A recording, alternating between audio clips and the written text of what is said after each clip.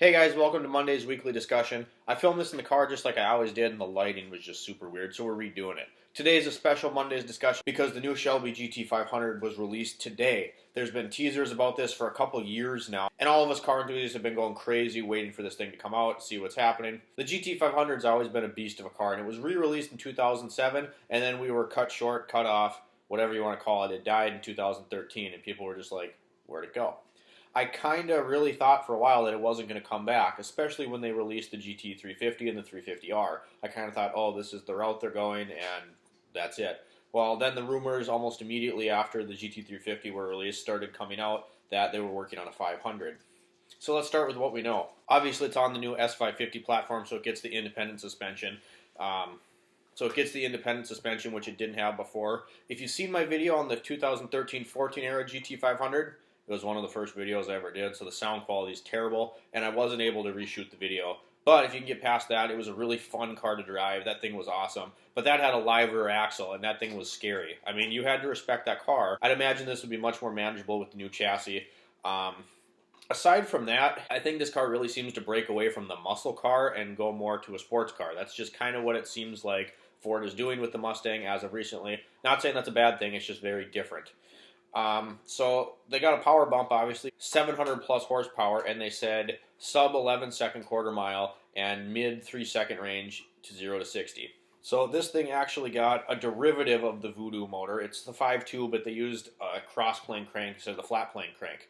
They said something I'd read somewhere on a forum that something with the flat plane crank and the supercharger weren't getting along. So it doesn't rev quite as high, but you got a lot more power.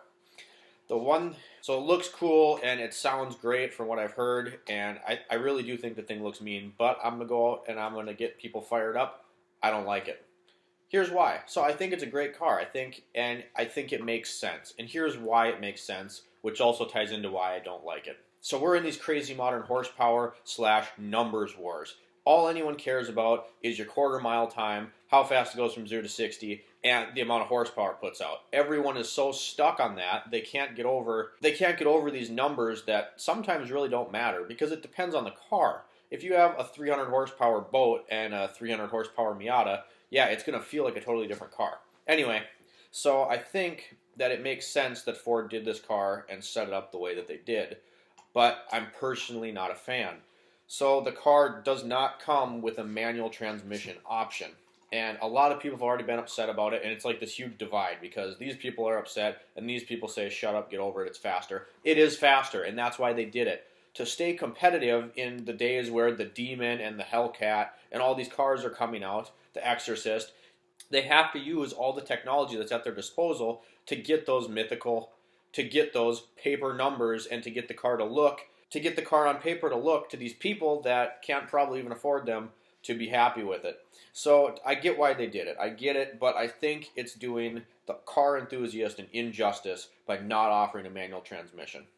Yes, it's faster. Before you go nuts in the comments, I understand that autos and dual clutches are faster than manual transmissions. I get that. I understand. The problem I have is, to a car enthusiast, if you give someone over 700 horsepower and you're on the street, there's not even going to be a street where that power is going to potentially be used. When I drove the 13-14 GT500, the thing was scary, and not once did I actually get to wind the car all the way out because it's too fast, it's too much power. There's no street where you're not going to get your license revoked for doing that. So you can't tell me that on the street, the average person is going to notice the difference from the dual clutch or an automatic dual clutch, though that's what's in this car. They're not going to notice the difference in speed between the dual clutch and their manual. And I would argue that having that third pedal and being able to control the shifts 100% by you is more fun.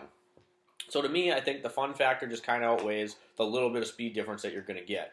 Like I said, to stay competitive and to be able to put those numbers on paper and advertise the numbers that they want to add, they had to do it. It made sense. I also believe that Ford didn't have a manual transmission that was capable of holding that power, so they just grabbed one of the Ford GT and threw it in there because they had to think of something different.